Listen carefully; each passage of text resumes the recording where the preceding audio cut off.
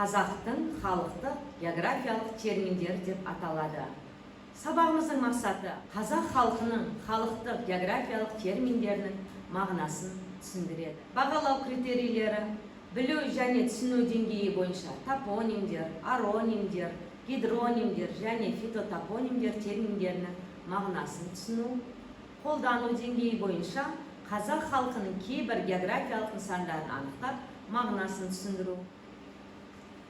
Енді балдар, топонимика терминінің мағынасымен танысайық. Топонимика жер, су, елді мекен атауларының шығу тарихымен пайда болуын, мағынасын, құрылымының дамуын, таралу аймағының қазіргі жағдайын, грамматикалық, фонетикалық пішінін, жазылуы мен бірнеше тілде берілуін зерттейтін ғылыми сала болып табылады.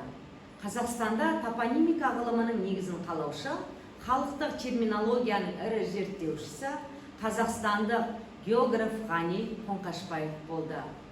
Өз еңбектерінде қазақтың халықтық географиялық терминологиясын жинақтап, талдап, қазақтың халықтық географиялық терминдері сөздігінде 550-дей атаулар енгізген. Топонимдер, яғни жер су аттары, негізінен 3 бағытта зерттеледі.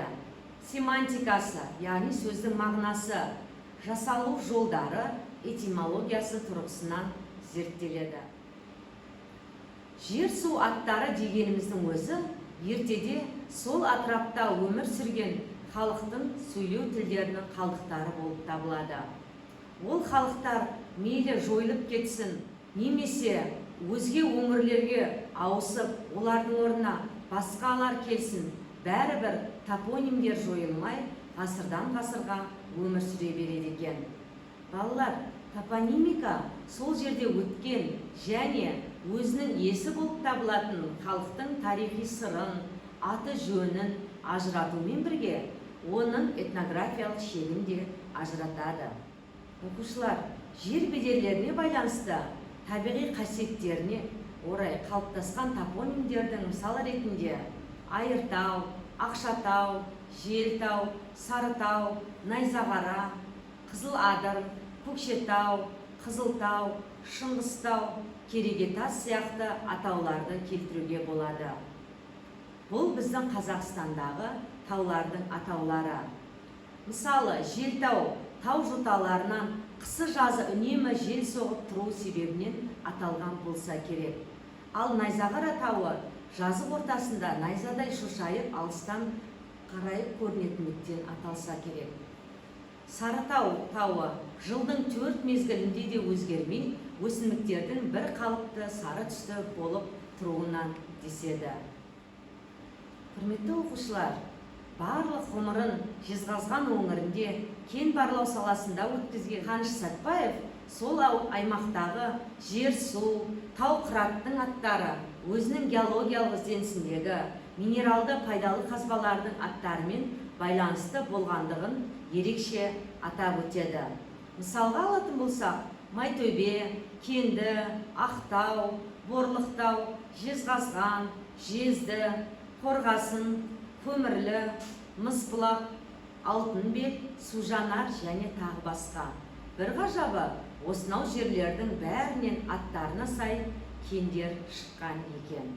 Балалар, Сырдария ауданы не себепті Сырдария деп аталғанын білесіздер ме? Дұрыс айтасыздар. Сырдария ауданы облысымыздың территориясынан ағып жатқан Сырдария өзенінің жағалауында орналасқан. Сол себепті Сырдария деп аталса керек. Енді осы Сырдария ауданындағы топонимдермен танысайық. Белқұдық, құдық атауы, дариялық, тақыр жазығының солтүстігінде бел және құдық сөздерінен жасалған. Кезең астындағы асудың ар жағындағы құдық немесе орта тұсындағы құдық деген мәніндегі атау. Каналы құдық, бұл да құдық атауы, дариялық тақыр жазығында Сырдария өзенінің аңғарында орналасқан. Бесарық ауыл аты өзімен аттас ауылдық округ орталығы болып табылады. Тереңөзек кентінен оңтүстік шығысқа қарай 56 километр жерде Жаңадария каналының жағалауында шөлді белдемде орналасқан. Іргесі 1948 жылы ескі Тораңғысай арнасы бойында қаланған екен. Ауыл 1993 жылға дейін Жамбыл атындағы Қаракөл кеңшарының орталығы болып келген. Оқушылар, 1989 жылға дейін қайта басылып шыққан бұрынғы Қазақ КСР жоғарғы кеңесінің әкімшілік аумақтық бөлінуі атты анықтамалығында 10,8 мыңға жоқ әкімшілік аумақтық бірліктер мен елді мекендердің атаулары жинақталған екен. Оқушылар, енді осы тақырып бойынша алған білімдерімізді бекіту мақсатында мына терминдердің анықтамасын бірге табайық. Топонимдер, ойконимдер, гидронимдер, аронимдер және фитотопонимдер. Қаны бірлесіп жұмыс жасайық.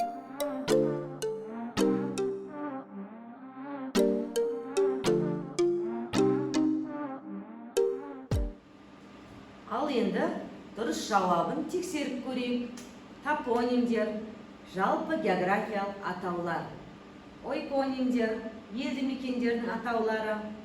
Гидронимдер барлық су нысандарының географиялық атаулары болып табылады. Аронимдер рельефтің көтерілген жерлерінің атауы. Мысалы, таулар, жоталар, шыңдар, төбелер атауы болып табылады. Фитотопонимдер өсімдіктердің жалпы атаулары болып табылады. Сонымен оқушылар, географиялық атаулардың, яғни топонимдердің басты функциясы жер бетіндегі географиялық нысандардың орналасқан жерін белгілеу екендігін білдік. Топонимдердің пайда болуында халықтық географиялық терминдердің маңызы зор екенімен танысты. Құрметті оқушылар, бүгінгі сабақ сіздерге ұнады ма? Қандай әсер алдыңыздар? Өз әсерлеріңізді мына смайликтер арқылы білдірсеңіздер. Бүгінгі сабағымыз аяқталды.